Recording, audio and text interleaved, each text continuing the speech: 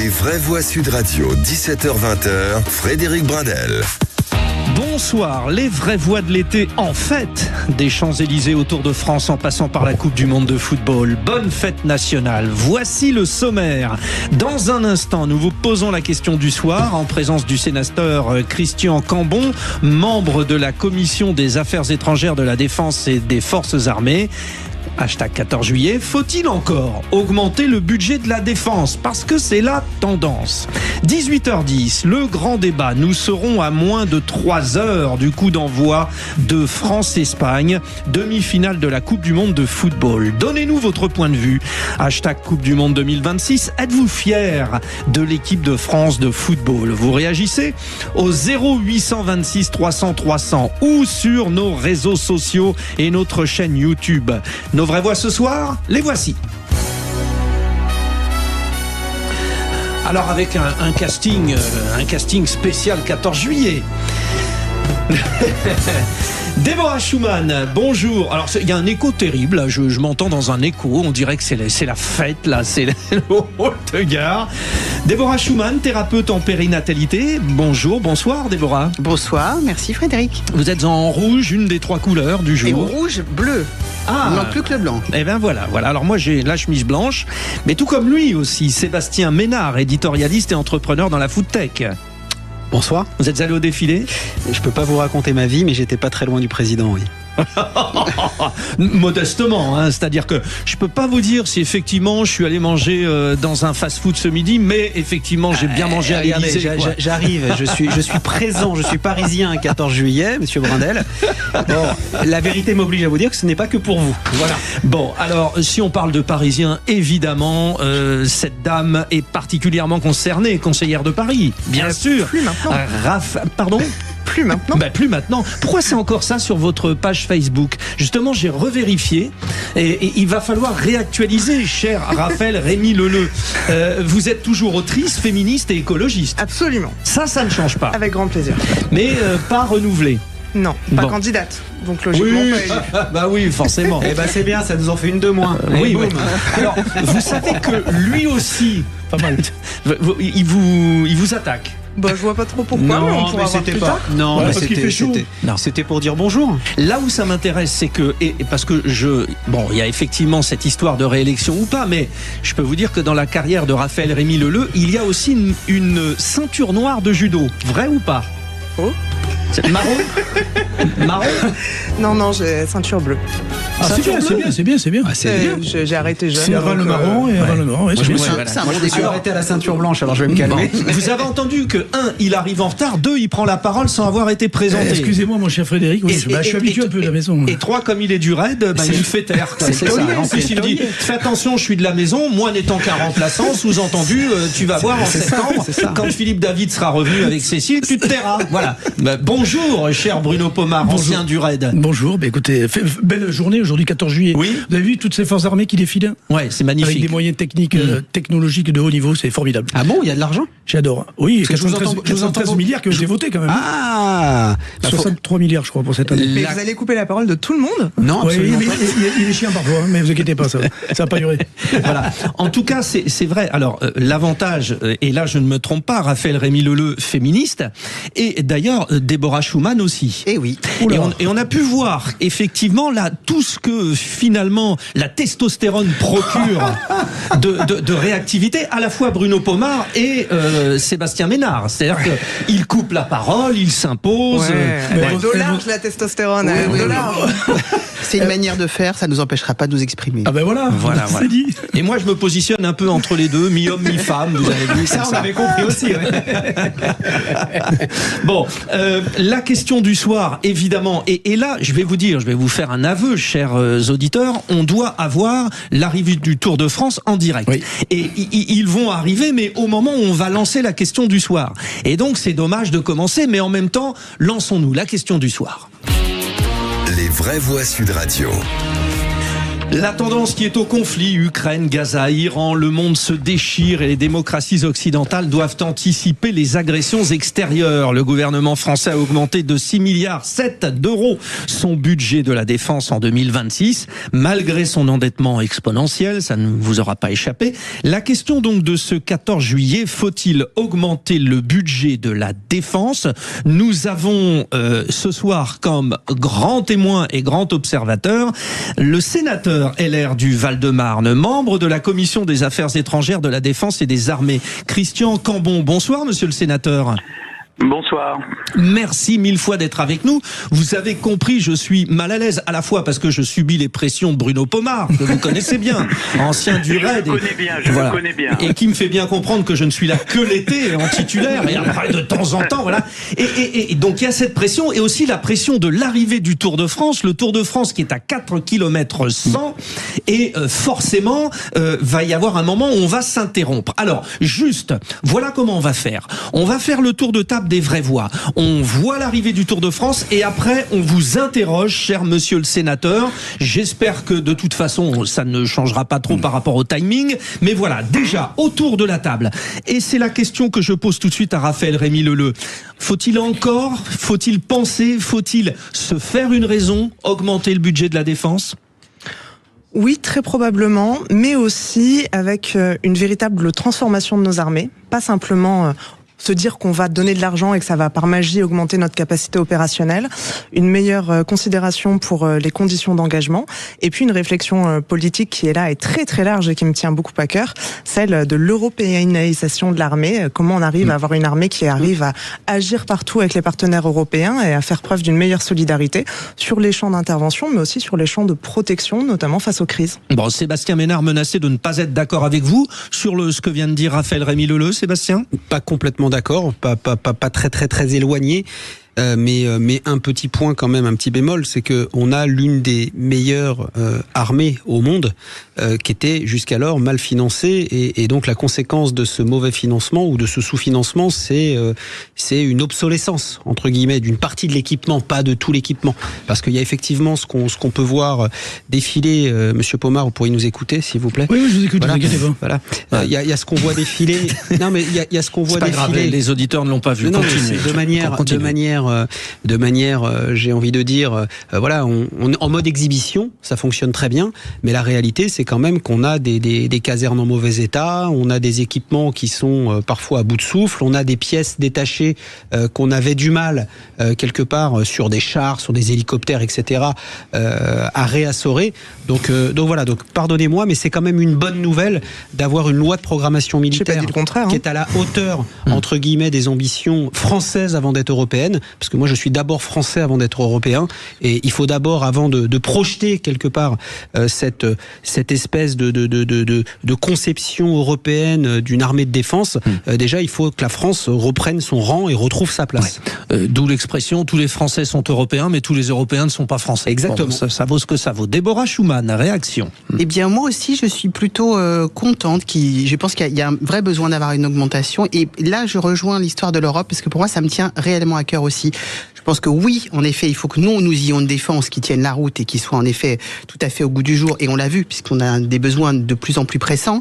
Mais en revanche, il ne faut pas oublier, je pense, la dimension européenne, puisqu'on sait qu'aujourd'hui, avec les États-Unis, on peut pas vraiment compter sur eux. En tout cas, c'est très fluctuant avec Trump. Donc d'où l'importance de l'Europe, comme le dit Raphaël Rémy-Leleu. Pour moi, l'importance de l'Europe, elle a tout son sens. Et ça, depuis très longtemps. Et il faut vraiment lui donner cette place-là aujourd'hui, indéniablement. Bon, alors je rappelle que le sénateur Christian Cambon, membre de la commission des affaires étrangères, de la défense et des armées, est avec nous, mais que je ne veux surtout pas lui couper la parole. Et donc, on termine ce tour de table, on fonce au Tour de France dans un instant. Et justement, je voulais votre avis, Bruno Pomar. C'est devenu incontournable cette décision d'augmenter le budget de la défense? Il y avait 30 ans de retard, quoi. Je parle sous le contrôle du sénateur Cambon, évidemment.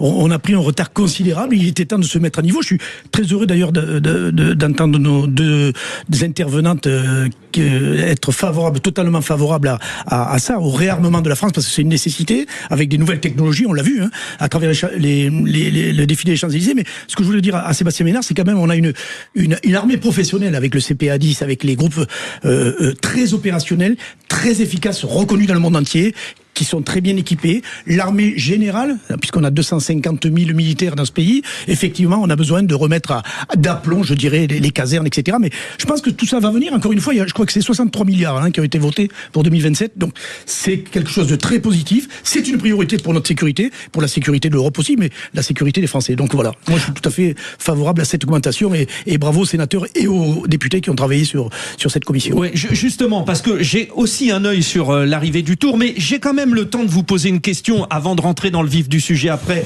cher sénateur Christian Cambon. Concrètement, la classe politique et le Sénat étaient favorables. C'était une obligation, cette augmentation du budget de la défense. Oui, je pense que l'augmentation du budget à laquelle nous avons consenti, tant nos collègues de l'Assemblée nationale que le Sénat, et le Sénat a même été plus volontariste que nos collègues de l'Assemblée, c'est, comme l'a dit Bruno Pomar il y a un instant, pour faire face à une situation qui est en passe de se corriger, mais pour lequel il y a encore beaucoup à faire. Nous avons eu pendant 20 à 30 ans un éreintement de nos forces armées. On prenait littéralement sur le budget pour équilibrer le budget général, moyennant quoi on avait des déficiences absolument dans tous les domaines. On avait la moitié des hélicoptères qui fonctionnaient, on avait la moitié des chars qui étaient en réparation. Tout à ce point-là. Ouais. Et nous n'avions qu'une armée, qu'une armée de commandos qui nous permettait de faire des opérations sous l'égide des Nations Unies, en Afrique et ailleurs. Mais maintenant, malheureusement, les temps ont changé parce que les empires affichent leur violence et en quelque sorte la France monsieur le sénateur, de prendre des initiatives. Et monsieur le sénateur, nous allons en parler dans un instant. Mais vous avez compris. Allez, on envoie tout de suite jingle Tour de France. Sud Radio, le Mac du Tour. Avec Matok, l'affineur des Pyrénées depuis 1950, en tête de peloton du savoir-faire fromager. La parenthèse Tour de France, évidemment, ce 14 juillet, ça fait partie du défilé. Et tenez-vous bien, nous espérions que les Français gagnent. Nous espérions que l'échappée prenne son envol jusqu'au Lioran. Eh bien non. Avec Pascal Chanteur, notre consultant. Bonsoir Pascal. Bonjour à tous et toutes. Pascal, c'est impressionnant. Tadej Pogačar, maillot jaune, vient de passer la ligne en tête entre Aurillac et le Lioran, 10e étape. Il n'a laissé à personne et encore moins aux Français la possibilité d'aller chercher la victoire aujourd'hui. Alors on a espéré, parce que parmi les Français qui taquinent Tadej Pogačar au classement général, il y a Paul Sexas. Eh bien, ils arrivent justement les poursuivants avec Remco Evenepoel et puis Paul Sexas et Florian Lipovic et Ayuso également, l'Espagnol, un Français devant un Espagnol, Paul Sexas qui passe la ligne. Aujourd'hui, le classement général va peut-être changer puisque c'est la sensation. Jonas Vingegaard passe seulement la ligne avec 10 secondes de retard sur Paul Sexas. Quels sont les enseignements que vous tirez, Pascal Chanteur, aujourd'hui ? Tout d'abord, Pogačar voulait laver l'affront qu'il avait pu subir sur cette même arrivée face à Vingegaard il y a quelques temps de ça déjà. Et puis aujourd'hui, les indications, c'est Del Toro qui saute, Evenepoel qui saute. Même si Evenepoel rentre au final, il a montré ses limites et ça, c'est quelque chose de très important. Vous êtes en train de nous dire que plus que jamais, avec ce que Vingegaard a concédé aussi sur la fin, Paul Sexas vaut un beau deuxième du Tour de France pour l'instant. Disons un podium. Disons un podium, et vous ne voulez pas évidemment être trop présomptueux. Isaac Del Toro avec le maillot blanc de meilleur jeune, qui est l'adversaire direct de Paul Sexas aussi, coéquipier de Tadej Pogačar. Isaac Del Toro, eh bien, il finit mort. Il finit mort, épuisé. Et ça, c'est des indications que ses adversaires, et en premier lieu Paul Sexas, va imprimer dans son cerveau. Et le deuxième Français qui passe la ligne, c'est Lenny Martinez. Lui aussi, il va concéder du temps, mais il peut encore s'accrocher à la 10e place du classement général. Merci Pascal Chanteur. On se retrouve bien sûr tout à l'heure à 18h45 pour un éclairage plus précis. Le 19h, 19h30, spécial Tour de France sur Sud Radio. Mais après la petite respiration, nous retrouvons Christian Cambon, le sénateur du Val-de-Marne, membre de la Commission des Affaires étrangères, de la Défense et des Armées, avec nos 4 vraies voix ce soir, dont l'ancien du RAID, Bruno Pomar. Avec lui, Raphaël Rémy-Leleu, Sébastien Ménard, Déborah Schumann. Nous revenons à la question du jour. Faut-il encore augmenter le budget de la dépense? À tout de suite. La défense. Avec Matok, l'affineur des Pyrénées depuis 1950, en tête de peloton du savoir-faire fromager. Les vraies voix Sud Radio, 17h-20h, Frédéric Brindel. Le défilé du 14 juillet a été marqué par la présence du chef d'État ukrainien Volodymyr Zelensky aux côtés d'Emmanuel Macron qui présidait lui son dernier défilé en tant que président de la République. L'occasion de rappeler la menace de guerre permanente et la volonté de renforcer les forces françaises de défense. Est-ce pourtant une priorité pour vous les auditeurs? Nous en débattons. La question du soir, faut-il encore augmenter le budget de la défense? Aux côtés de nos 4 vraies voix, c'est le 14 juillet ce soir. Oui, nous avons une équipe de choc. Bruno Pomar, ancien du RAID, Déborah Schumann, thérapeute en périnatalité, Raphaël Rémy-Leleu, ancienne conseillère de Paris, autrice. La fiche Wikipédia n'est pas à jour, donc je lance l'appel. Si quelqu'un calcule veut bien le faire. C'était votre Facebook. Mais c'est lié. Ouais. Ah d'accord. Donc autrice féministe écologiste et puis Sébastien Ménard, éditorialiste et entrepreneur dans la foodtech. Nous avons un grand témoin, Christian Cambon, sénateur LR du Val-de-Marne, membre de la commission des affaires étrangères, de la défense et des armées. Cher sénateur, jusqu'où faut-il aller? Parce que là, nous avons évoqué l'augmentation du budget, 6,7 milliards pour la seule année de 2026, mais à terme, est-ce que déjà la classe politique que vous représentez a une vision sur les 10 années à venir de ce qu'il faudra investir? Écoutez, déjà, ce qu'il faut bien comprendre, c'est ce qui s'est passé sur les 20 années qui sont passées, parce qu'elles éclairent singulièrement le débat. Nous vivions depuis 80 ans en Europe dans le temps de la paix. Donc il n'était pas anormal non plus que nos budgets des forces armées soient, j'allais dire, limités, ou en tous les cas, à un niveau compatible avec la situation. C'était pas la peine d'acheter des missiles et des obus dont on ne se servait pas du tout. Malheureusement, les temps ont changé, et singulièrement depuis l'agression russe en Ukraine. Maintenant, la guerre est à 3 heures de Paris, et les Européens et singulièrement les Français comprennent qu'il convient d'envisager les choses sous une autre dimension. Et donc, sur les 10 années qui viennent, il faut effectivement maintenant se mettre en situation de répondre à une agression qui pourrait venir, et en tenant compte aussi du fait que, vous le savez, les Américains se désengagent de l'Europe. Il reste bien sûr un membre important de l'OTAN, mais ils viennent de retirer plus de 5000 soldats en Allemagne. Il y aura d'autres retraits qui seront certainement organisés par l'actuel président des États-Unis, mais ce mouvement date déjà d'il y a un certain temps. Donc il faut que l'Europe se prenne en main, et singulièrement la France, qui a une des meilleures armées du monde et certainement la meilleure armée d'Europe. Simplement, notre problème, c'est que nous avons, et nous l'avons bien vu ce matin sur les Champs-Élysées, nous avons tout l'éventail des forces, y compris les forces nucléaires que l'on n'a pas montrées, mais nous n'en avons pas l'épaisseur. Pour vous donner une petite idée, nous avions en fin de 2025 en stock l'équivalent d'obus qui ont été tirés juste la semaine dernière par les Ukrainiens. Ah oui. Donc on ne pourrait pas tenir très longtemps. Et donc l'idée, c'est de donner de l'épaisseur à nos forces armées avec des accents particuliers sur les drones. Nous étions très peu équipés en drones, nous avions des matériels beaucoup plus sophistiqués, mais on s'aperçoit que la guerre maintenant, telle que nous la voyons en Ukraine, montre que l'utilisation des drones, et parfois de drones pas chers, de drones qui coûtent quelques milliers d'euros et parfois moins, il faut véritablement en équiper nos armées. Il y a un mouvement très important qui est fait dans ce domaine.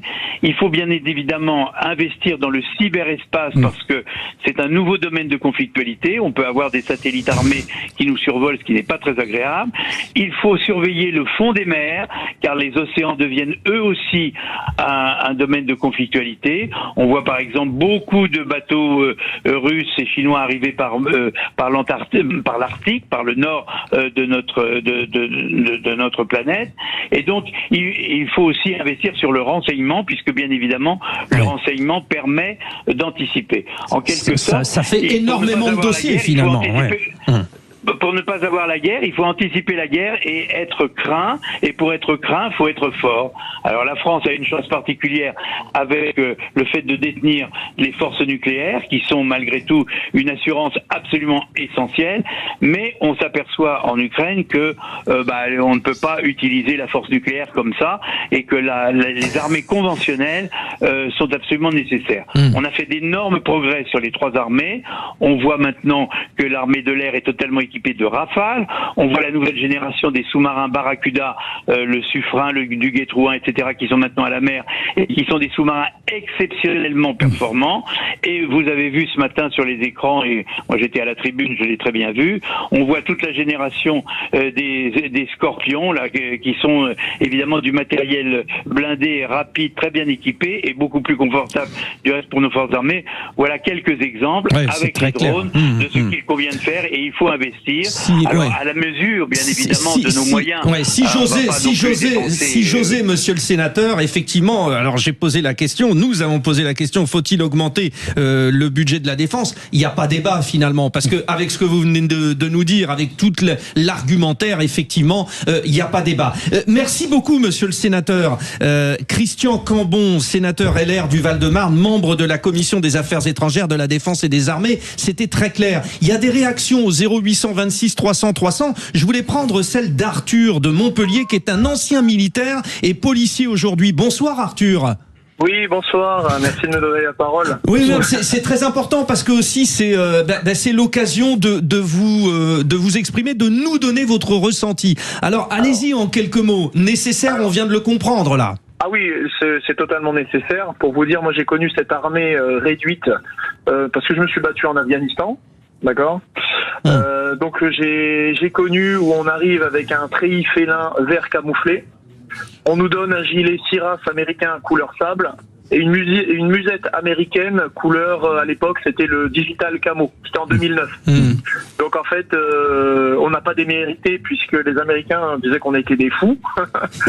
Parce que oui, le soldat français, il était rustique, mais par nécessité, puisqu'en fait, on n'avait pas les moyens. Oui.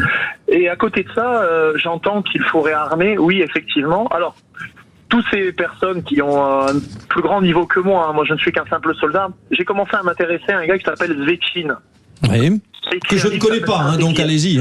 Justement, en fait, ça a été traduit il y a 7 ans par un général français. Et ce Zvechin, il a créé le concept d'art opératif. Et il avait prévu à l'époque, 15 ans avant, la Seconde Guerre mondiale. Pourquoi? Et en fait, il avait dit ceci. L'URSS n'est pas en mesure, n'a pas les capacités industrielles de faire face à l'Allemagne. Il faut rester sur une position défensive. Il faut mettre toutes nos capacités industrielles de l'autre côté de l'Oural et commencer à augmenter, à se mettre en économie de guerre. Et en plus de ça, dans son art opératif, il tient en compte les factions à l'intérieur, à l'époque de l'URSS, parce qu'il y en avait, mais aussi de l'ennemi.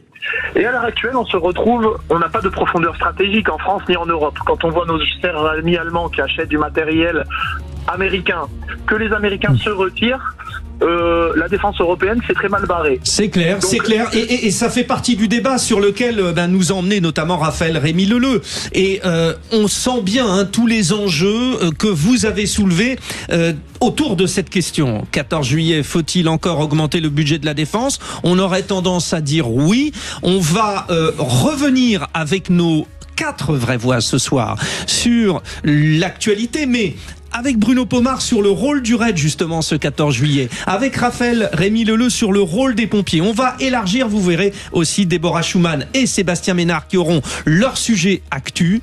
Restez bien avec nous, c'est le 14 juillet, fête nationale. Voix Sud Radio, 17h-20h, Frédéric Bradel. Le président Emmanuel Macron est clair et sans équivoque. Il faut augmenter le budget de la défense. Les experts que nous venons d'entendre, parmi eux, le sont aussi. À la question que nous vous posons en ce 14 juillet, faut-il encore augmenter le budget de la défense? Eh bien vous, les auditeurs de Sud Radio, vous dites non à 68%. Et il y a des commentaires, notamment sur le fait que la France reste terriblement endettée. Alors nous allons décliner évidemment ce 14 juillet avec Bruno Pomar ancien du RAID, Déborah Schumann, thérapeute en périnatalité, Raphaël Rémy-Leleu, autrice, féministe, écologiste, et je rigole parce que j'ai failli refaire la même bêtise que tout à l'heure sur Conseillère de Paris, ce n'est plus le cas, et Sébastien Ménard, lui aussi ancien élu, mais surtout éditorialiste et entrepreneur dans la foodtech. Écoutez donc ce que disait Emmanuel Macron aux armées, c'était hier. Je vous annonçais que le budget de la défense serait augmenté, que les engagements seraient tenus et que la France et ses armées seraient à la hauteur de leurs devoirs et responsabilités. Je fixais pour cela un objectif clair, vérifiable, atteindre dès 2025 un effort de défense à hauteur de 2% de la richesse du pays. J'en prenais ici l'engagement solennel. L'engagement a été tenu. Voilà, et c'était son dernier 14 juillet ce matin. Vous avez jeté un œil les uns les autres. Déborah, vous l'avez trouvé comment? Ému, touché? Non, pas trop. Il est resté. Non, digne, comme il l'est systématiquement. C'est son dernier, mais j'ai trouvé ça intéressant qu'il y ait pour le coup beaucoup de représentation européenne. Ça, je pense que ça a du sens. Ça, c'est le sens de l'avenir. Enfin, tout dépend de ce que sera 2027, mais je pense que ça va dans le sens de l'avenir. Oui, vous venez d'entendre un compliment sur Emmanuel Macron. C'est sur Sud Radio. Il est 17h35. Oui, ça peut exister aussi. Mais tout à l'heure, j'ai aussi entendu Bruno Pomar nous dire que c'était quand même chapeau sur le budget de la programmation militaire qui a été tenu. Non, le président était... des choses de fait, moi, j'ai trouvé évidemment digne. Bon, après, moi, j'apprécie le président, donc c'est un secret de polichinelle pour les auditeurs de Sud Radio. Mais il n'en demeure pas moins qu'il était, il était à la hauteur. Mais je l'ai senti, on sentait que c'était quand même la dernière. Ah bah la dernière, c'est la dernière. Oui, il y a un côté... Voilà. Moi, le dernier vendredi d'août, quand je vais conclure les vraies voix et que je vais relaisser le... Bah oui, c'est pareil. Il y aura de la dignité, mais il y aura de l'émotion. Mais Bruno Pomar, on commence avec vous sur le rôle du RAID au cours de ce 14 juillet crucial. Allez-y. Alors, d'abord, c'est une très très belle cérémonie, vous l'avez dit, parce que c'est relayé par toutes les chaînes de télé. TF1 a mis en place un gros dispositif et mon copain Antoine Guélo, qui est le patron des grands événements à TF1, a suivi le RAID. C'était le fil rouge toute la matinée. C'était formidable. Vous savez que j'ai passé quand même 15 ans dans cette unité. J'ai été à la base et quand je vois l'évolution évidemment du matériel, des techniques qu'ils ont, waouh, ça fait vraiment rêver. Rappelons exactement en quoi consiste l'émission du RAID. Alors, ça a été créé par Pierre Jox. Sous ancien ministre de l'Intérieur de François Mitterrand. En 86, ça fait, c'est ça. Des fois, j'ai des problèmes avec les dates aussi. Cette unité, pourquoi? Pour répondre tout simplement à la montée d'actes terroristes qu'on a connus. On a connu les premiers actes. Moi, je les ai connus avec Action Directe, puis j'ai fait partie de cette colonne d'assaut qui a interpellé Ménigo en Rouillan, Cipriani, Joël Aubron. C'était le début du terrorisme extrême gauche qu'on a connu avec la Rotarmee Fraktion, avec Inge Viet en Allemagne, l'extrême gauche italienne, etc. Donc, ce développement, je dirais, du terrorisme politique a fait naître cette unité, qui était le pendant, je dirais, du GIGN, avec une spécificité, c'est que les 70 recrutés que nous étions, sur 1200 candidats, avaient des spécialités totalement différentes. Bon, et ça a permis effectivement d'avoir une unité très particulière. Et effectivement, elle a été mise en avant tout au long de ce défilé du 14 juillet, parce que, encore une fois, elle a un rôle essentiel. Alors, il ne faut pas oublier évidemment le GIGN, la BRI, qui font un travail formidable. Et à travers évidemment ces démonstrations du RAID, on a vu sur le défilé beaucoup, et le sénateur Cambon le disait tout à l'heure, le nombre de nouvelles unités qui existent en cyber, en drone, etc. On les a vus défiler. On n'avait jamais vu ça auparavant. Alors, remarquez, il y a des petites unités qui ont été, parce que il faut se mettre à la page, évidemment, de la technologie, de tout ce qui existe. Et je crois que l'armée française est en train, moi, ça m'a donné du baume au cœur, parce que pendant 30 ans, effectivement, l'armée a galéré. Et je trouve que, voilà, c'est un bon, comment dire, une bonne impulsion. Et puis la présence, vous l'avez dit, des armées européennes aussi, c'est quelque chose d'intéressant. Donc finalement, on élargit le prisme, c'est-à-dire il y a les militaires, mais il y a les militaires de tout style, de toute intervention et dans le contexte européen. Si on veut élargir, il y a aussi le cas de nos pompiers, parce que finalement, on les associe. Alors, rappelons que les pompiers de Paris sont des militaires. Tout à fait, du génie. Raphaël Rémy-Leleu. Et là, allez-y, éclairage sur les pompiers, justement. La brigade des sapeurs-pompiers de Paris, qui me tient à cœur, d'ailleurs, je porte le polo de leur tenue d'été. C'est ça, oui. Et oui, ça se voit dans le dos, en réalité. D'accord. Alors, vous tournez, effectivement, au moment où... Je suis désolée, c'est pour celles et ceux qui... j'explique pour la radio. C'est pour celles et ceux qui regarderont les images, mais pour la radio, ce que vous ne voyez pas, c'est que j'ai donc le petit logo de la BSP SPP et derrière c'est bien noté sapeurs-pompiers de Paris. Et vous avez enlevé le petit scratch qui en général montre le grade. Comme vous ça n'êtes pas gradé. Ça n'est pas une tenue officielle, je ne vais pas. Tu es réserviste pompier ? Alors. Je vous en parlerai dans quelques semaines ou dans quelques mois, mais voilà. Donc, va falloir changer la page Facebook. Exactement. On y travaille. Non, mais plus sérieusement sur la brigade des sapeurs-pompiers de Paris qui défile comme tous les 14 juillet. Mais c'était un peu plus triste cette année car il n'y avait pas les balles des pompiers de la brigade des sapeurs-pompiers de Paris, ni à Paris, ni nulle part en petite couronne, parce que la pression opérationnelle était trop forte.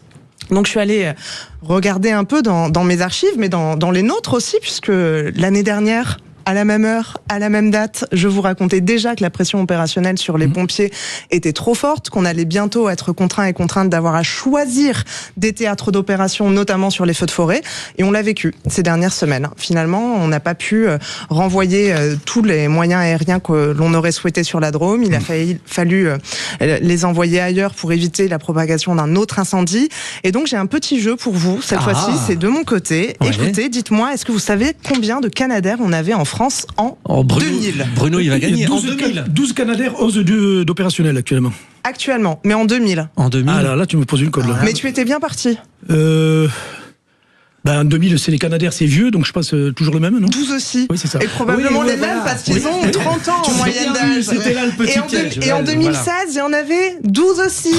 Et en 2022, après qu'on a eu plus de 70 000 hectares de forêts qui ont brûlé dans notre pays, le président Emmanuel Macron, mais de manière générale, le gouvernement s'est dit, bon là, il faut renouveler notre flotte de Canadair, sauf que c'est 60 millions d'euros un Canadair. Et donc aujourd'hui, on en est toujours à...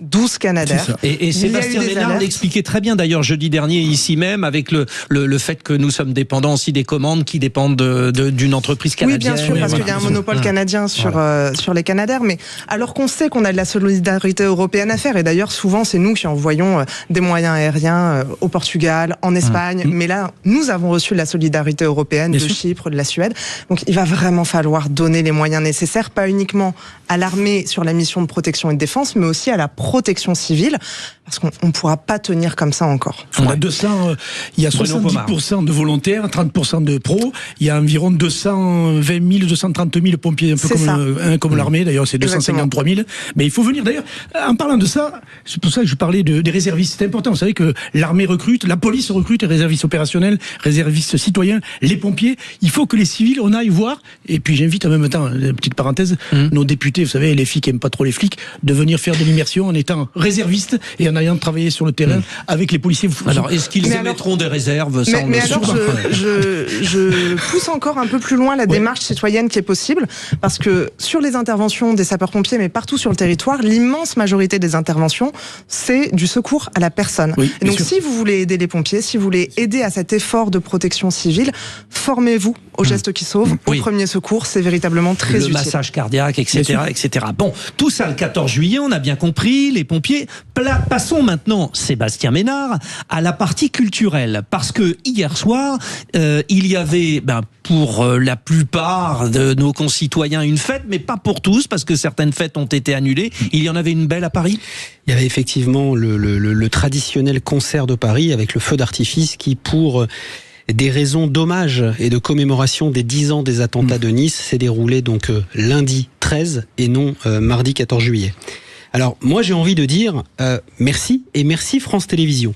Oui, merci, parce qu'on sait beaucoup critiquer le service public, parfois à raison, mais il faut aussi savoir reconnaître quand il fait exactement son travail. Chaque 14 juillet, France Télévisions nous offre, grâce à l'idée folle de 2 producteurs français, c'est important de le signifier, Yannis Chebi et Michael Cazan, le concert de Paris. Musique classique, artistes exceptionnels, maestros internationaux, l'Orchestre National de France, le chœur et la maîtrise de Radio France, tout ça payé avec nos impôts, le tout au Champ de Mars, sous la Tour Eiffel, devant 1,5 million de spectateurs en live. Personnellement, je trouve cela magnifique. Dans une époque où l'on nous explique que les Français ne veulent plus que des vidéos de 15 secondes, des clashs, du bruit et du divertissement facile, France Télé fait le pari inverse, celui de l'intelligence, de la beauté et de l'exigence, et le plus important, que c'est une grande culture qui n'est pas réservée à une élite, à quelques initiés et à ceux qui peuvent s'offrir les meilleures places dans les meilleures salles, voire les plus grandes salles du monde. Elle rentre gratuitement grâce au service public dans tous les foyers, et c'est pour moi cela la vraie mission du service public. Informer, divertir bien sûr, mais aussi transmettre, émerveiller et parfois élever. La culture populaire, mes chers amis, ce n'est pas forcément tirer la culture vers le bas, c'est aussi rendre la grande culture populaire. Alors pour une fois, pas de polémique, pas de procès d'intention, et je vais être provocateur parce que c'est mon rôle ici. C'est que vous l'aimez, ce rôle. C'est vrai. Simplement 2 mots. Merci France Télévisions, merci Delphine Ernotte, merci Electron Libre Productions et merci Media One qu'on a souvent critiqué. Qui est la boîte de production. Exactement. Parce que la grande culture accessible à tous, c'est une liaison mal à propos, voilà. C'est plus goût à l'oreille. Parce que la grande culture accessible à tous, c'est aussi une certaine idée de la France. En tout cas, c'est la mienne quand je paye mes impôts. Oui. Ils vont l'embaucher ou quoi, France Télévisions Peut-être. Mais merci à la ville de Paris aussi, d'ailleurs. Bien sûr. Oui, merci à tous. C'était beau le feu d'artifice, alors avec des drones aussi. Ouais, c'était incroyable. Ouais. Mais vous voulez une anecdote ? Allez-y, on a 10 secondes, vous êtes capable. Malheureusement, le son a été coupé au beau milieu de la Marseillaise. Et du coup, toutes les personnes qui étaient là à proximité du Troca et de la Tour Eiffel ont continué à chanter. Mais on l'a pas entendu à la Marseillaise à cappella. En tout cas, en live, nous, on l'a entendu, mais du coup, les gens ont continué à chanter sur les pelouses, etc. C'était assez beau. J'ai pas entendu. Ah oui, c'est vrai. Mais alors, c'était ouvert à tout le monde ou que pour les privilégiés, monsieur ? Heureusement que j'ai dit 10 secondes. Je vais vous répondre. Vous avez évidemment 5 secondes. Vous avez évidemment une invitation de tous les officiels, mais vous avez 500 000 Parisiennes et Parisiens et parfois même Franciliennes et Franciliens qui font le déplacement et qui assistent à ce concert gratuit. L'actualité vue par nos vraies voix. Dans un instant, Déborah Schumann nous emmènera sur un autre sujet, mais ô combien important. Et puis après, nous jouerons évidemment autour du 14 juillet, je dois vous le dire quand même. Les vraies voix Sud Radio, 17h-20h, Frédéric Brindel. C'est 14 juillet, vous êtes les bienvenus. Un petit coup de feu d'artifice, un petit coup d'actualité plutôt triste, un petit coup de bonheur avec le Tour de France. C'est Paul Sexas qui remonte à la 5e place et puis l'équipe de France qui va jouer la demi-finale de la Coupe du Monde tout à l'heure. Bref, avec nos vraies voix, Bruno Pomar, ancien du RAID, Raphaël Rémy Leleu, autrice féministe écologiste, Sébastien Ménard, éditorialiste et entrepreneur dans la food tech, et Déborah Schumann, thérapeute en périnatalité. 3-4 périnatalité, voilà. On n'y arrive pas aujourd'hui. Bel exercice de diction. Voilà. Moi, je suis un peu dyslexique. Ouais. Hier, dans les vraies voix, nous avions Annabelle et Abdoulaye, 2 prénoms, et l'enchaînement de Annabelle Abdoulaye, essayez rapidement, c'est très difficile. Essayez de votre côté. Mais C'est un métier. Bien, alors, avec vous, Déborah, un sujet actu sur lequel vous vouliez revenir. Alors là, pour le coup, c'est un sujet plutôt lourd, mais ô combien important, la hausse de la mortalité périnatale. Tout à fait. Alors je sais qu'on est le 14 juillet, que c'est pas forcément en adéquation, mais il y a une étude qui est sortie il y a à peu près une semaine, et donc je trouvais ça intéressant d'y revenir. On en a très peu parlé. L'actualité est dense en ce moment, mais cette étude, elle sort chaque année et elle parle de périnatalité. C'est quoi la périnatalité ? C'est la période avant les naissances, pendant les grossesses et après les grossesses. Ce qui est intéressant, c'est que on est quand même dans un contexte où on parle évidemment de réarmement démographique, j'aime pas le mot, mais enfin il existe. Et donc on s'aperçoit depuis 5 ans sur cette étude qu'on a une hausse, alors qui n'est pas une hausse flagrante, mais qui est une hausse qui va de plus en plus, en tout cas qui est de plus en plus importante, sur les décès entre la 22e semaine de grossesse et la première semaine de vie des nourrissons. Oui, donc c'est-à-dire au bout du 7 mois, c'est ça ? Entre plutôt 6 mois et la première semaine de vie.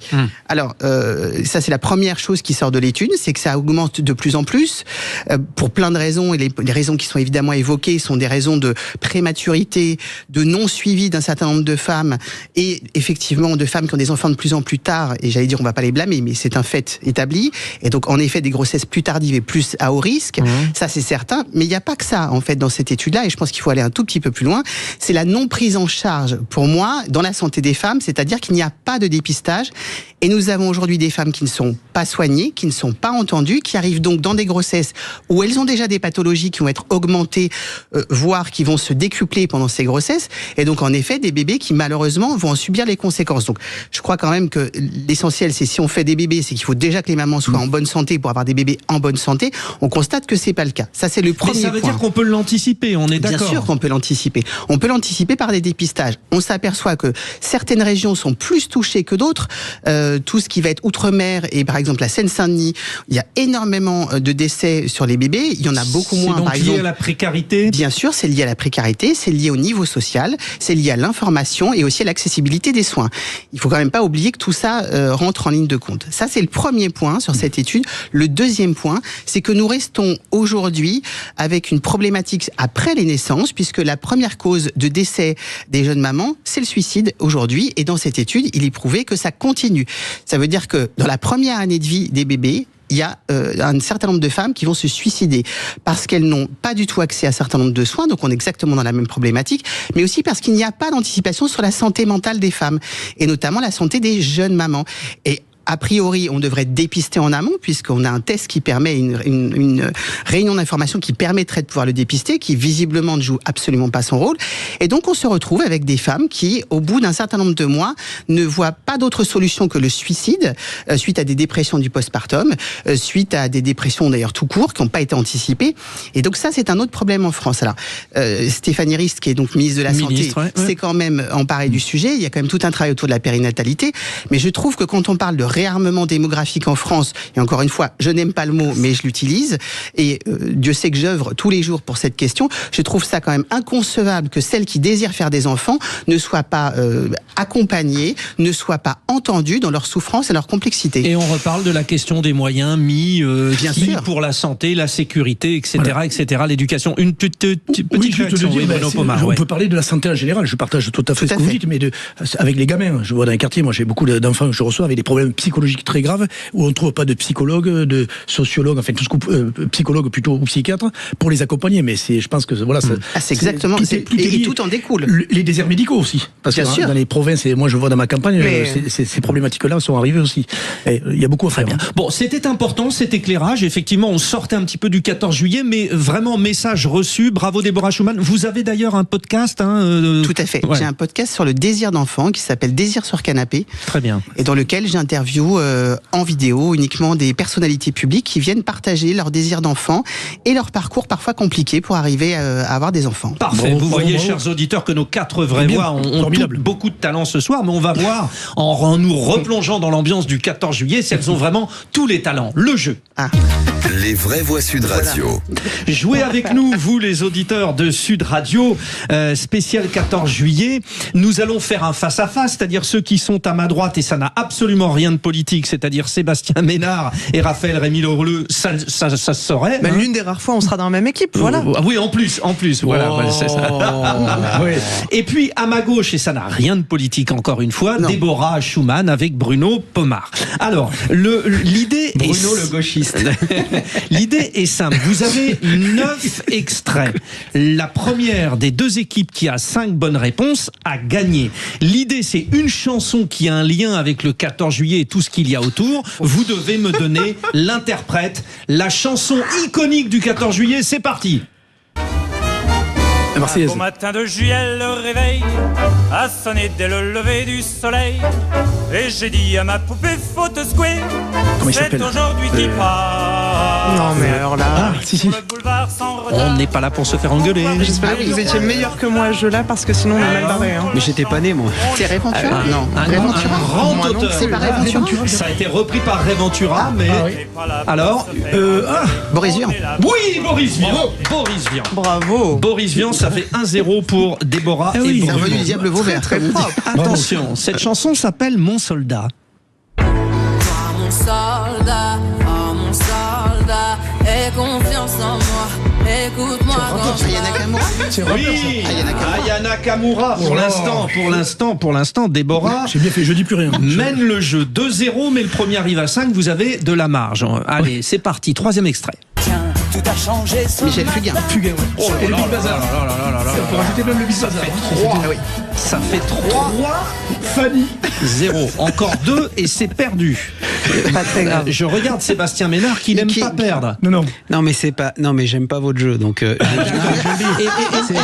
moi, j'irai un peu plus loin. Je ne vous aime pas. Non, mais c'est à l'état civil, moi qui n'ai que 35 ans, comment voulez-vous que je parle de ça? À l'état civil. Extrait. Alors ça va pas Moi nous aussi, dans ma tête, j'ai rajeunir. 35 ans. Ça va pas nous rajeunir. Alors moi, mais j'ai enfin, vraiment moins, donc. Bref. Envoyez le 4e extrait. Michel Delpech. Oui, vous voyez. Et une chanson un peu plus vieille et ça marche pour vous. Voilà. Non, mais j'essaie de me concentrer cette fois. Marianne, Il a un peu de culture. Marianne a 5 enfants pour les 5 républiques et tout ça. Ouais, mais Michel Delpech. Marianne a 5 Bon, très simple. Attention, allez vite. Gainsbourg. Oui. Non. Oui, mais c'est ça le talent. Attends, on n'a même pas entendu la voix. Vous n'avez pas besoin de la voix. C'est mythique. Ça fait 4-1. Pour l'instant, seul Raphaël Rémi Leleu n'a toujours pas donné de réponse. C'est pas grave, réfléchis à la dernière réponse. Attention, là aussi un petit clin d'œil aux militaires. C'est pas son nom. Pierre c'est moi. Non, mais non. Mais arrêtez, monsieur.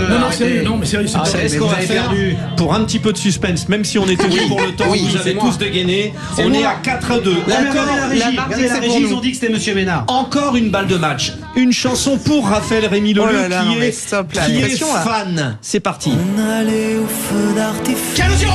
Calogero, les feux d'artifice, Raphaël, vous adorez ça. Pour le coup, j'avais peut-être pas Calogero. Très fan de Calogero, mais non, mais des feux d'artifice. Oui, en effet. Mais ça me donnait pas le nom de Calogero. Non, d'accord. Mais moi, comme j'écoute tout ce que vous dites et que je lis tout ce que vous écrivez sur votre compte Facebook, en plus, faut arrêter le compte Facebook. Si les auditeurs peuvent voir en ligne, on se dépêche parce qu'on n'a pas gagné. Non, parce qu'il y a 4-3. Non, il y a 4-3. Il y a encore 2 lunettes de soleil. Voilà. Attention. Très simple. Dans les balles populaires. Michel Sardou. Quel talent. Déborah et Bruno. Eh oui, ça fait mal. Dans les balles populaires, dans un instant les infos, bravo les vraies voix. Vous nous retrouvez dans un instant, on parle de la Coupe du Monde de football. Est-ce que vous êtes fiers de l'équipe de France? Réagissez 0826 303. Les vraies voix de l'été, deuxième partie. La tension monte à Dallas, non pas à cause de JR, mais bien de ce France-Espagne à 21h. Êtes-vous fiers de cette équipe de France? Nous en débattrons dans un instant avec vous au 0826 300 300 sur la chaîne YouTube. Donnez-nous votre point de vue. Tout à l'heure, entre 19h30 et 20h, Quentin Barbaza vous posera la question: le pays sait-il encore se rassembler, faire nation à l'occasion de ce gros événement? 0826 300 300. Allez-y, Zach est au standard, il vous écoute. Et puis bien sûr ce soir, en avant-première de ce match de 20h à 21h, les tontons du mondial, tous autour de Joseph Ruiz, les tontons du mondial, pour faire chauffer sur Sud Radio juste avant le match. Les vraies voix du jour. Alors on se fait une petite présentation sur les vraies voix du jour. Ouais, voilà, j'aime bien ça. Mesdames et messieurs, 4 vraies voix en ce 14 juillet. On a gagné un jingle, quoi. Parmi eux, quelqu'un qui a tout apporté au raid et qui nous apporte toute son expérience. Bruno Pomar, ancien du raid, il est là. À côté de lui et dans la même équipe tout à l'heure dans ce jeu où ils ont gagné pour le 14 juillet. Triomphé, disons-le tout net. Déborah Schumann, thérapeute en périnatalité. Et de l'autre côté, ils sont les perdants, mais pas sur le contenu, eu égard à ce qu'ils ont apporté depuis le début de l'émission. Raphaël Rémi Leleu, autrice, féministe, écologiste et ancienne conseillère de Paris. Exactement. Et futur. Gros passif. Et futur. Mais je compte sur vous. Vous me raconterez, vous m'aiderez. Je recrute. Voilà, n'hésitez pas. Voilà, quand je vous dis qu'elle a du talent, et lui aussi évidemment, mais lui c'est un peu le dinosaure des vraies voix. Sébastien Ménard, éditorialiste et entrepreneur dans la food tech. Il est jamais content. Il fait silence. Il est beau quand il fait silence. En faire un petit peu plus quand même, la mousse. Non mais attendez. C'est notre schtroumpf grognon à nous. Parce que je me dis que si je vous donne la parole, vous saurez le faire beaucoup mieux à ma place que de vous flagorner. C'est pas faux d'ailleurs. C'est bon, ça. Bien, avant de rentrer dans la fête et ce côté Coupe du Monde de football, je voulais quand même, et c'est important, puisque hier on a fait le point sur la situation à Fontainebleau. Fontainebleau, les incendies qui ravagent la fabuleuse forêt au sud de l'Île-de-France en Seine-et-Marne, un feu qui a pris dimanche en fin d'après-midi, qui a parcouru environ 2050 hectares, a annoncé à la mi-journée le préfet de Seine-et-Marne. Laurent Nunez avait confirmé que c'était un feu départ criminel, et nous venons d'avoir l'information que vous avez entendue dans les infos de Zachary Brault d'ailleurs, 6 personnes en garde à vue, dont, et c'est terriblement surprenant, un pompier volontaire. Ils ont reconnu les faits. Avec nous, Grégoire Drouot, qui était avec nous déjà hier, le maire adjoint de Saint-Martin-en-Bière, l'une des villes vraiment quasi limitrophes de la forêt de Fontainebleau. Bonsoir Grégoire. Bonsoir à tous. Merci de refaire un point avec nous. Est-ce que les nouvelles sont encourageantes dans la mesure où on espérait que le feu soit fixé? Est-ce le cas ou pas encore? Alors les nouvelles commencent à être un peu meilleures qu'hier. Le feu n'est pas encore fixé en revanche, mais il ne progresse plus selon la préfecture. Donc c'est déjà un bon pas vers une amélioration de la situation. Rappelez-nous comment vous vous êtes organisé, parce que bon, vous, votre commune, Saint-Martin-en-Bière, mais il y a plein d'autres communes. Je pense notamment, j'ai eu des déclarations d'habitants qui sont vraiment tout à côté et qui ont dû évacuer. Il y a eu énormément d'évacuations. Oui, alors au Vaudoué notamment et à Noisy-sur-les-Écoles, nous, notre commune n'a pas été touchée par les évacuations et par le feu, mais concrètement depuis hier on distribue des masques à la population, notamment par les fumées, parce qu'il y a une odeur de feu qui est assez conséquente sur notre commune. Donc on distribue des masques à la population vulnérable, on va faire du porte-à-porte pour prévenir les habitants et faire de la prévention pour éviter toute panique et toute peur.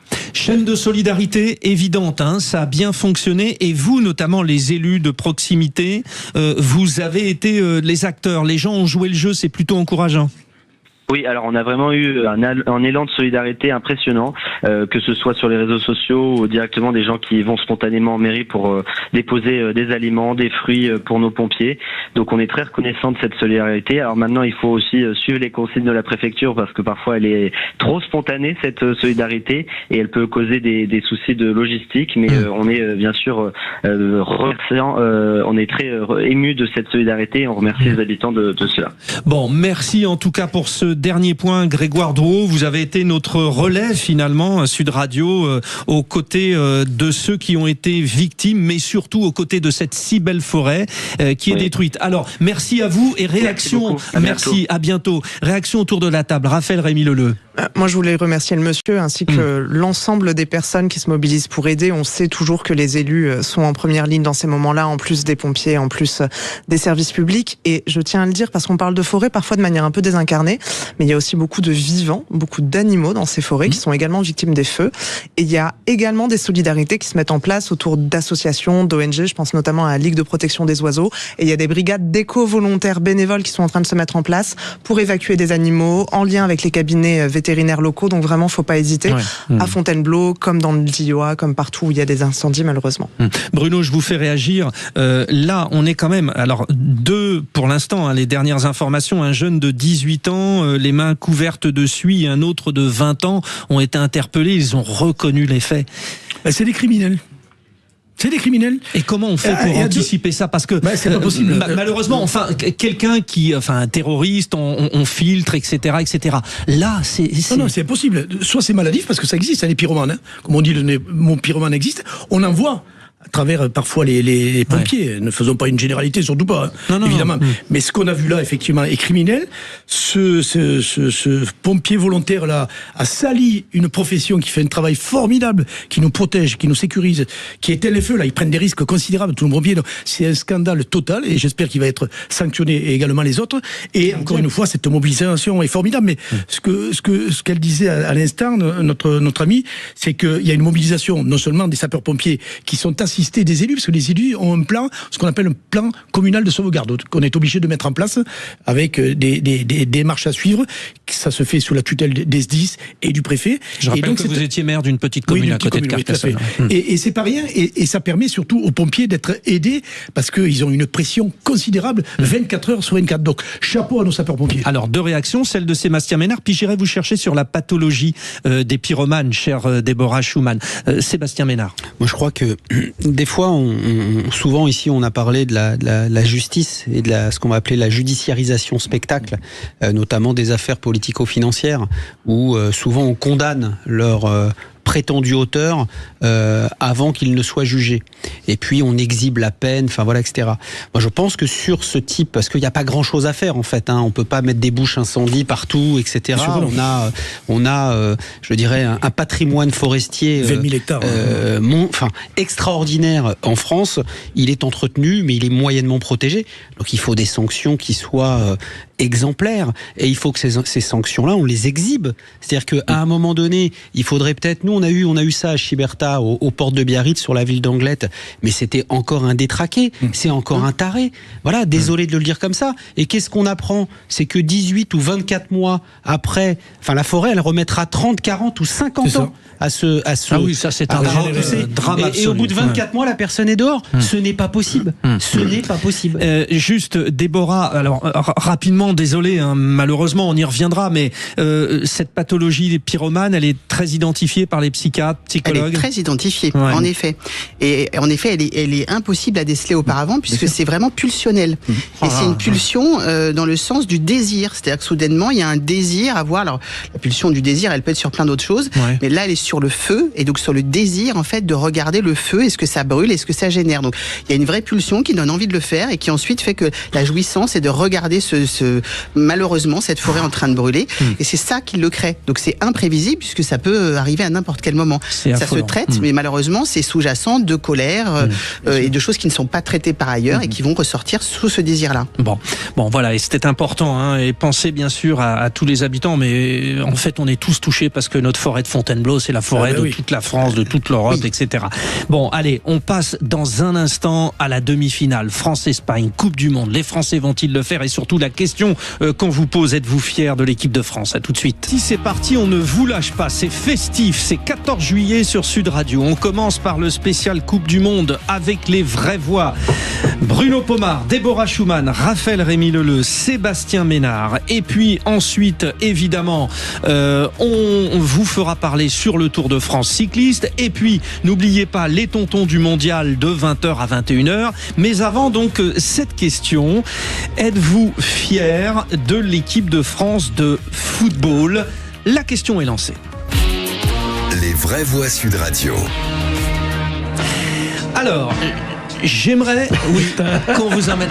Il est magnifique, Maxime Sénat, c'est notre réalisateur, parce que. Oui, mais je peux me permettre. Je crois qu'il y a une explication. Quelqu'un n'a pas la ref autour de cette table. Ah bon, Dallas?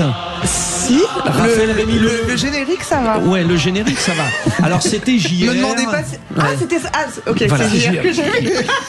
JR qui était face à... Je viens de comprendre 10 minutes plus tard. Ok, merci beaucoup. Il y avait Ewing, son adversaire, tout ça.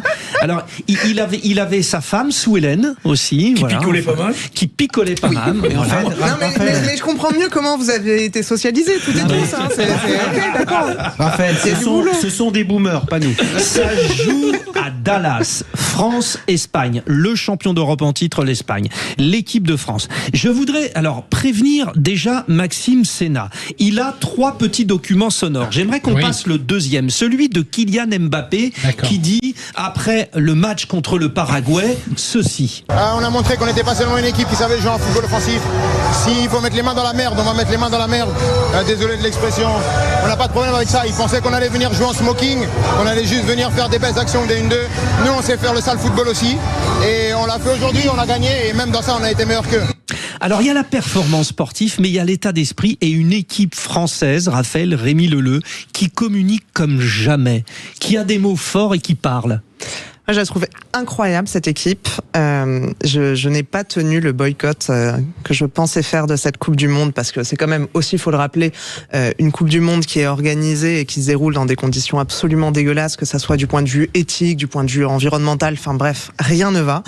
Mais j'ai été emportée par cette équipe de France, parce qu'elle joue bien, parce qu'elle a une attitude, en effet, et on l'entend dans ce son de Mbappé, c'est cette idée que l'opposition entre le joli foot, le foot technique, le foot un peu à la Olivier Tom versus des doctrines de foot qu'on pourrait trouver dans certains clubs ou certains championnats européens avec des défenses solides, des trucs verrouillés, des trucs qui bougent pas. Et ben ils disent non, le foot c'est tout ça et on est capable de tout faire. Et donc ouais, très très fier de cette équipe de France, y compris parce qu'elle n'a rien laissé passer non plus du point de vue des valeurs quand il y a eu des insultes racistes contre l'équipe de France. Et en tous les cas, cette fierté sera encore là demain matin. Les insultes racistes, il y en a eu de la part donc d'une sénatrice paraguayenne, de l'ancien Premier ministre espagnol Mariano Rajoy. Et pour tout vous dire, puisque vous réagissez, certains, sur les réseaux sociaux, quand on dit êtes-vous fiers de l'équipe de France de football? Alors, la tendance, on le verra avec Quentin. Hein. Quentin, c'est combien la tendance pour l'instant? Les Français sont fiers à combien? Quentin, dans le micro.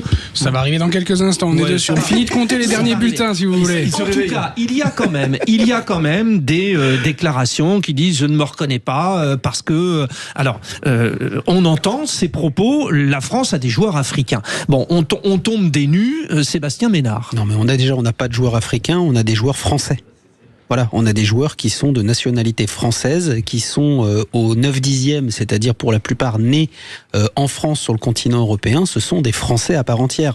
Le sentiment d'appartenance à la nation française, à la République française, à notre idéal de républicain, c'est pas une affaire de patronyme, d'origine ou de couleur de peau ou même de religion. Donc parce que là, ce qui ressort, c'est dans ces propos, c'est la notion de couleur. C'est le racisme. C'est du racisme parce qu'il ne parle pas de Lucas et Théo Hernandez qui ont grandi en Espagne, par exemple. Je vais vous dire encore une fois, c'est une vision du monde qui est datée.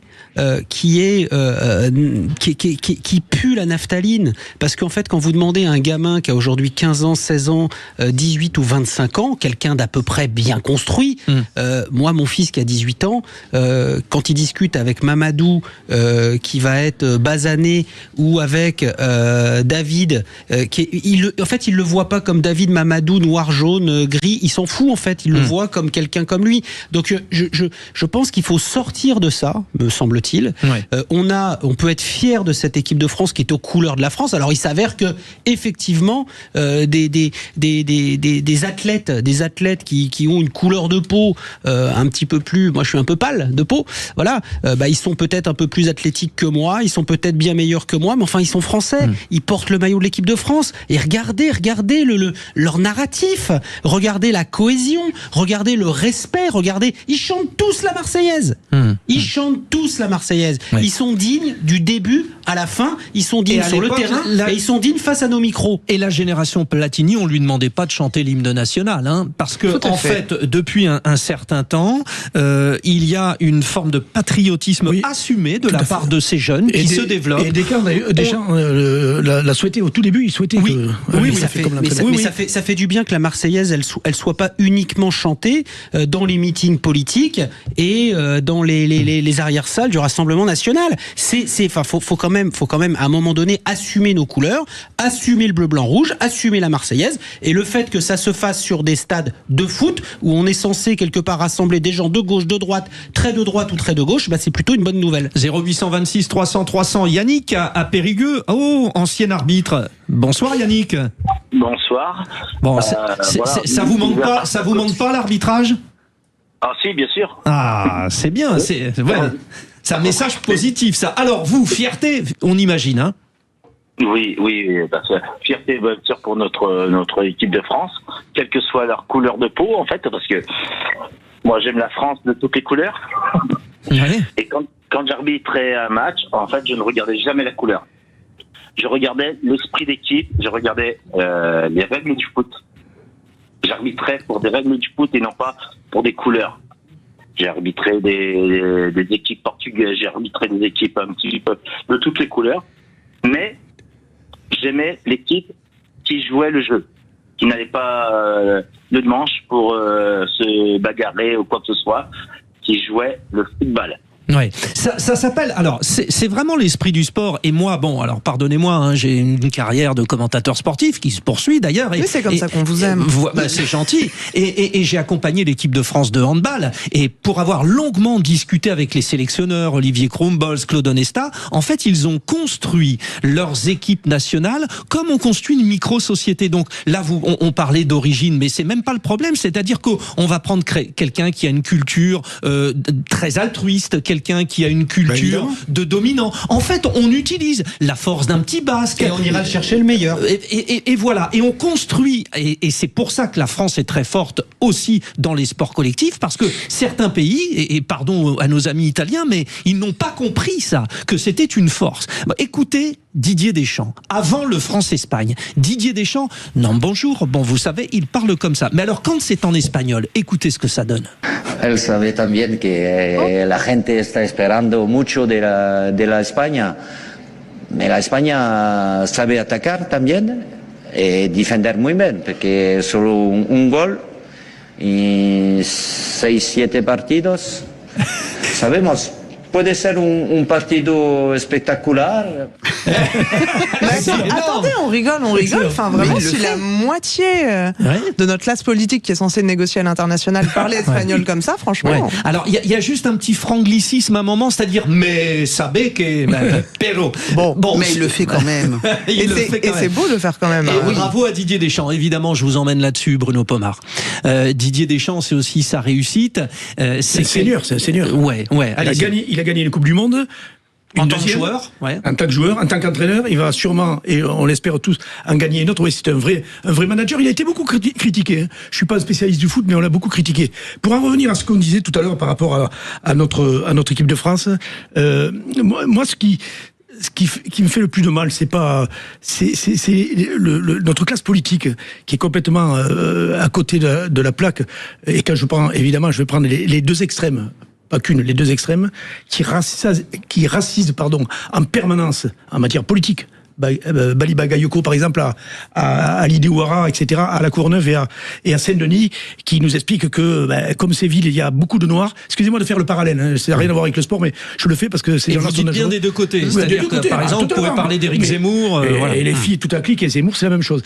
Et c'est ces gens-là qui nous font du mal, en fait. Et on a une équipe de France qui casse toutes ces c'est pas pareil. Il y en a qui insultent les personnes parce qu'elles sont noires. Non, mais Bagayoko, c'est pareil que Zemmour pour moi.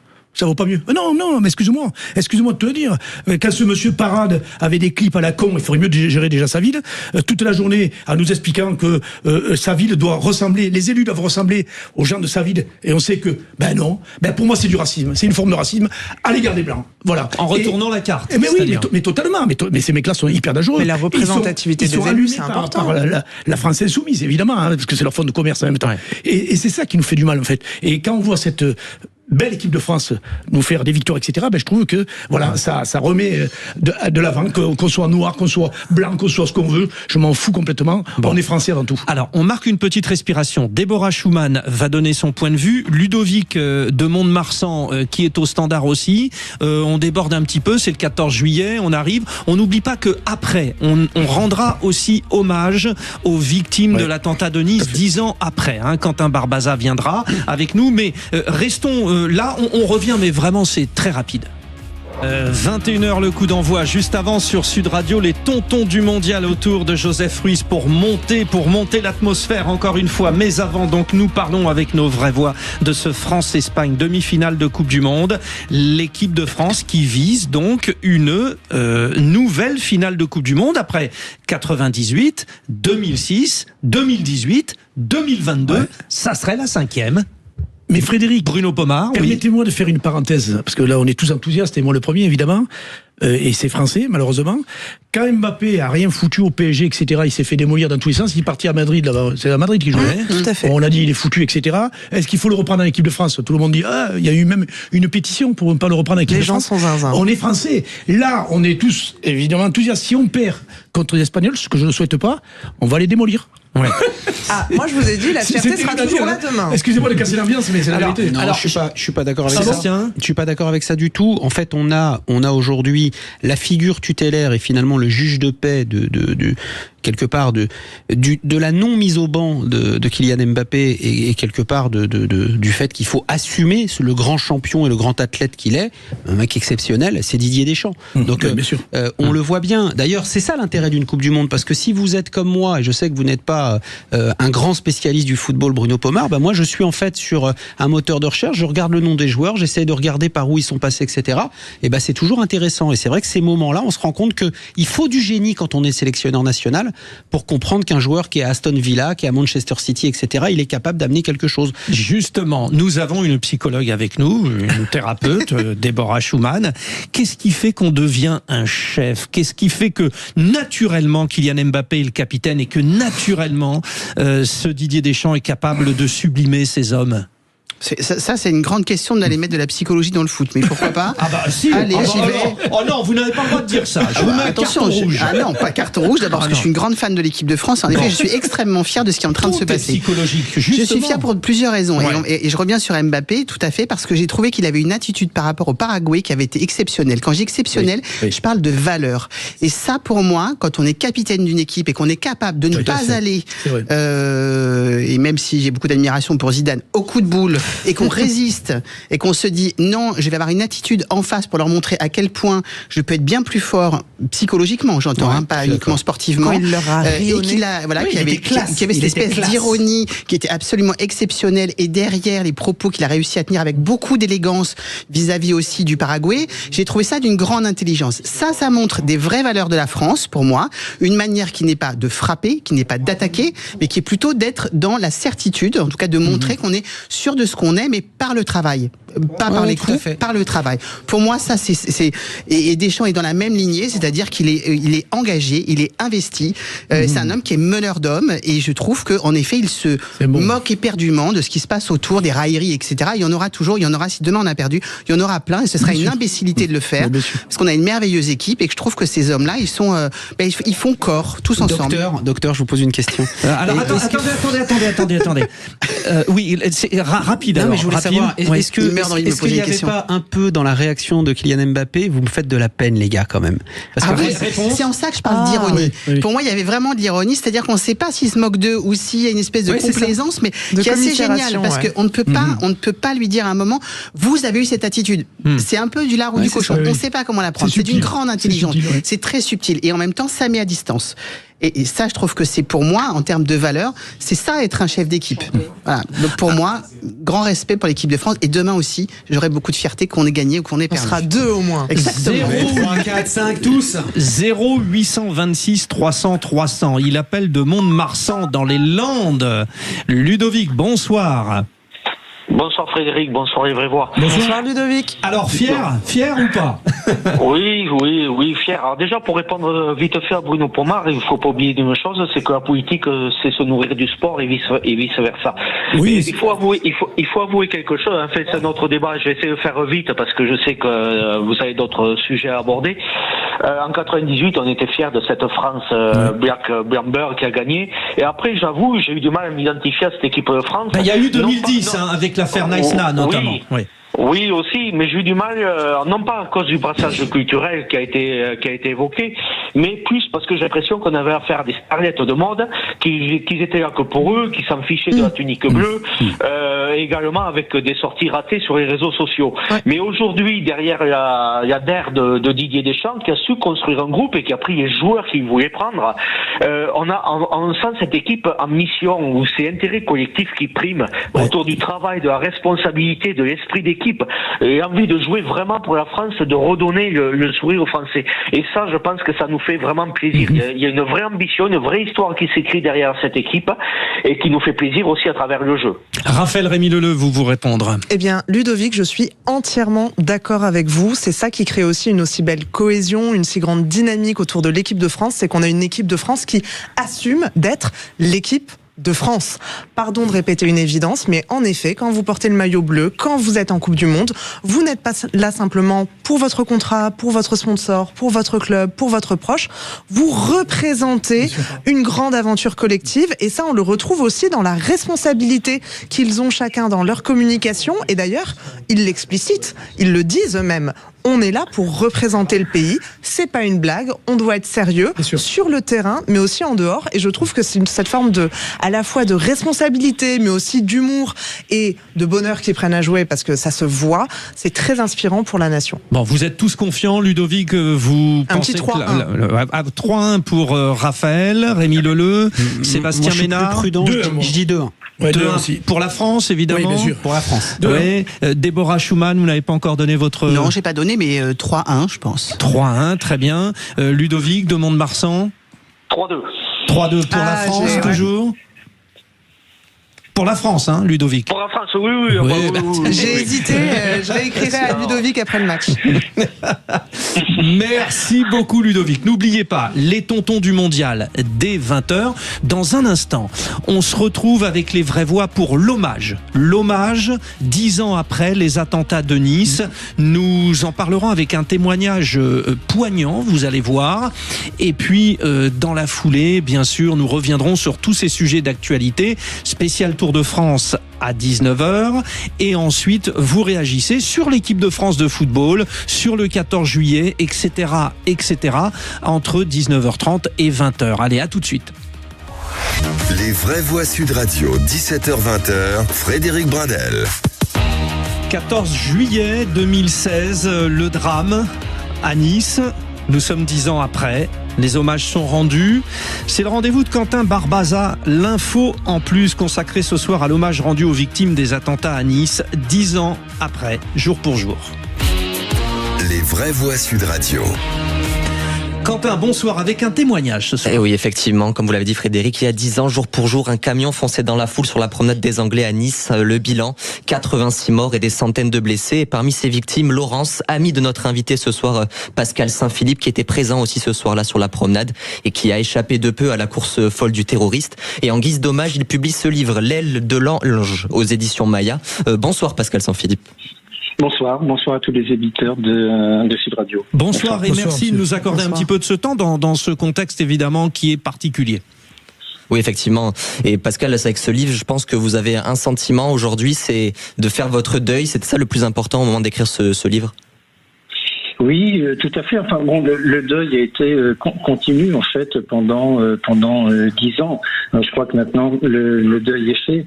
En fait, c'était surtout de rendre hommage effectivement à mon ami, bon qui est disparu ce soir-là, et puis de montrer aussi comment on peut se reconstruire.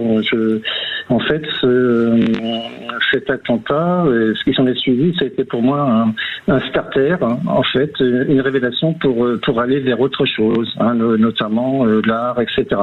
C'est surtout un livre sur le souvenir, bien sûr, mais sur la résilience avant tout.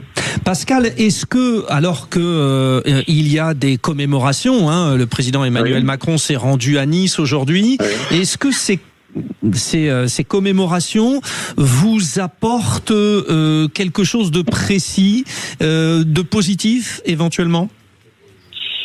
Oui, je pense que ça apporte à toutes les familles qui ont été endeuillées ou blessées, que ce soit physiquement ou psychologiquement. Ça apporte, je dirais, effectivement une forme de respect, de reconnaissance. Je pense que c'est important, effectivement, on y est sensible. Déborah Schumann, rappelons-le, un thérapeute qui est avec nous, l'une de nos vraies voix ce soir. Ce genre de démarche, l'écriture d'un livre, par exemple, c'est très important, Déborah ? Oui, parce que c'est de la reconstruction, on parle de deuil. Pardon, le mot, il est très important, il est en plusieurs étapes. J'entends aussi le mot résilience. Le mot résilience, il n'est pas évident pour tout le monde.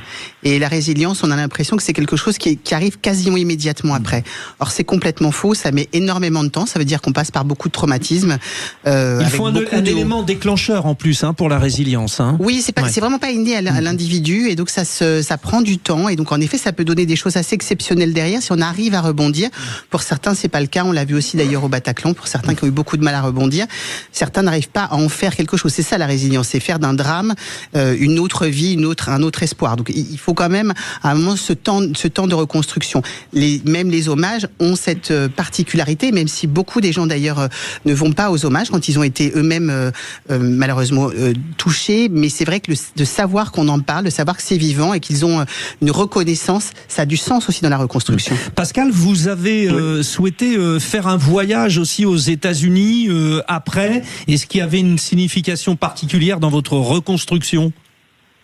Oui, alors bon, c'était un voyage en fait qui était déjà organisé, mais il se faisait qu'en fait il était programmé quasiment 10 jours après l'attentat.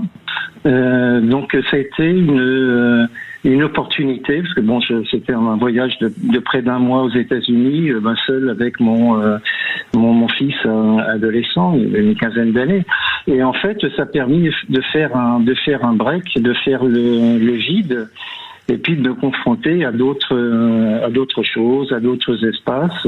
Et oui, ça a été important effectivement dans la reconstruction. Ouais, voilà pour l'élément effectivement de résilience. Sébastien Ménard. Non, ce qui est important pour moi, c'est qu'effectivement quand vous êtes victime directe ou indirecte d'un crime de masse, c'est qu'en fait quelque part là, dans votre tête, dans votre chair, c'est que ce qui fait la société ne vous a pas protégé.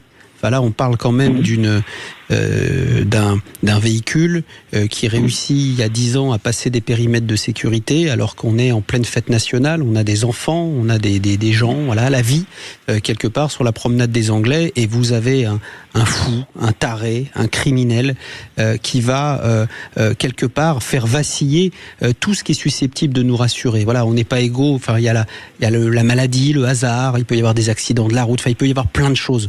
C'est toujours très difficile. Mais là, quand on se dit que c'est parce que la société a laissé passer quelque chose qu'on se retrouve dans une telle situation, il est normal que la société quelque part se mobilise, que la société quelque part honore ses morts et réhabilite ce qui fait, même si c'est souvent utilisé comme une tarte à la crème, ce qui fait société. Et ce qui fait société doit toujours quelque part triompher sur le mal incarné, qu'il soit individuel ou collectif. Déborah, oui. J'ai juste une réaction, c'est que dans ce que vous dites et qui est juste en partie, mais pour moi, il y a l'idée qu'il y a une pensée unique dans ce que vous dites. C'est-à-dire, je sens que moi, en tant que victime, la société est responsable, etc.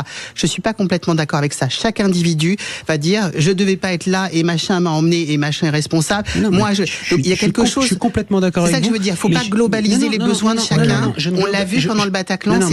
Chaque individu a des parcours différents. Il faut les respecter. Je ne globalise pas les besoins et les ressentis et les impressions de chacun. Je dis simplement, pour avoir géré pendant une vingtaine d'années, en partie à ma juste place, l'État français, je peux vous assurer qu'on est en responsabilité et qu'on doit renvoyer une réponse qui est extrêmement forte. Certains, quelque part, effectivement, il faut le faire, mais en effet, il faut respecter ensuite que chacun a un parcours différent. Alors, Pascal Saint-Philippe, pour l'écriture de ce livre, donc L'aile de l'ange, est-ce que vous avez été au contact d'autres victimes ? Ça a été l'occasion de rencontrer ces autres victimes ? Non, j'ai pas été au contact d'autres victimes. J'ai surtout été au contact en fait du père de Laurence. Et c'était une personne qui demandait d'ailleurs à me rencontrer après l'attentat. Moi, je le connaissais pas, je m'en sentais pas la force. Et c'est une rencontre qui s'est faite il y a à peu près 3 ans. Et voilà, donc avec lui, on a pu échanger et entretenir une amitié. Bon, il se fait qu'il est décédé là au mois de mai dernier. Mais en tout cas, ça a été une très belle rencontre. Mais non, j'ai pas cherché à rencontrer précisément d'autres victimes. Bruno Pomar, aujourd'hui, la France est plus forte pour lutter contre ces attentats. On était 2016, 2015, c'est la vague d'attentats qui commence. Bataclan, oui, heureusement. Et encore une fois, par rapport à ces atrocités qui sont réalisées, effectivement, ça nous fait avancer en matière de sécurité. C'est terrible à dire, mais c'est la vérité. Et quand on dit évidemment que, et ça ne justifie pas évidemment les attentats pour autant, mais je me rappelle de Manuel Valls qui avait dit il va falloir s'apprendre à vivre avec le terrorisme, parce que là on parle de terrorisme.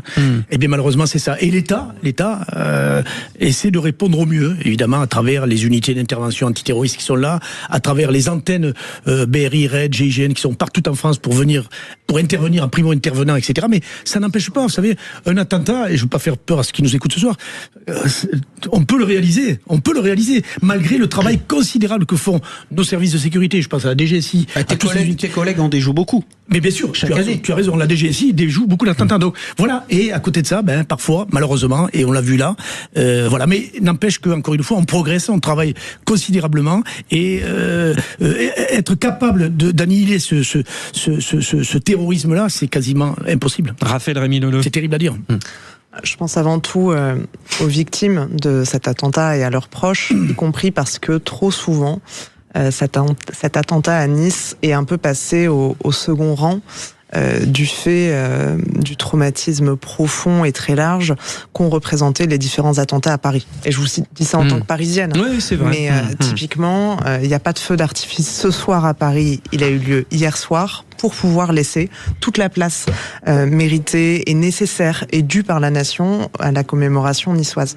Donc, je pense que ces moments-là sont extrêmement importants pour accompagner l'ensemble des victimes selon leurs besoins qui peuvent être en effet très différents. Nous, quand on a discuté de comment créer un jardin du souvenir, par exemple, oui, vous allez avoir 4 victimes qui vous exprimeront 4 besoins différents et on essaye de concilier tout ça et ça fait partie de la juste et nécessaire reconnaissance que la nation porte à l'ensemble de ses enfants, en particulier quand on a été frappé en plein cœur, parce que c'est la définition du terrorisme. Bien sûr.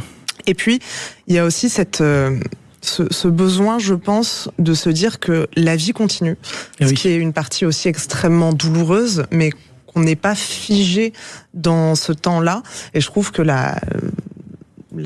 l'espèce d'alignement de planètes où c'est un 14 juillet, où c'est un 14 juillet, où ce soir à Nice aussi, il y a des gens dans des bars qui regarderont le match de l'équipe de France. Ça a un goût doux amer. Et les associations qui se mobilisent. Vraiment, en 10 secondes, si vous êtes capable, Sébastien, sinon ça sert à rien. J'espère que ce soir à Dallas, nous aurons la fameuse minute de silence pour les victimes de Nice. Oui, très bien vu, nous l'aurons. Ça a été accordé par la FIFA. Merci. Merci beaucoup, Pascal Saint-Philippe. Vous avez donc écrit ce livre, L'aile de l'ange, aux éditions Maya, en souvenir de Laurence, qui est décédée ce 14 juillet 2016 dans ces terribles attentats de Nice. Voilà pour cet hommage. Allez, comme le disait très bien Sébastien Ménard, on fait le lien avec ce match. Rendez-vous 21h, France-Espagne, demi-finale de Coupe du Monde. Avant, émission spéciale à 20h, les tontons du mondial. Et avant, on revient sur le Tour de France, sur cette équipe de France aussi. Réagissez au 0826 300 300. Merci Bruno Pomar. Merci. Déborah Schumann. Merci. Raphaël Rémy-Leleu. Merci à vous. Et Sébastien Ménard. 4 vraies voix pour le 14 juillet. Merci. Rien que pour vous, Frédéric Brindel. J'ai été très touché de votre présence. Vraiment, je vous le dis sincèrement, c'est un moment particulier et privilégié. Tout de suite, Thomas Binet, les incontournables de l'argent, juste avant votre journée.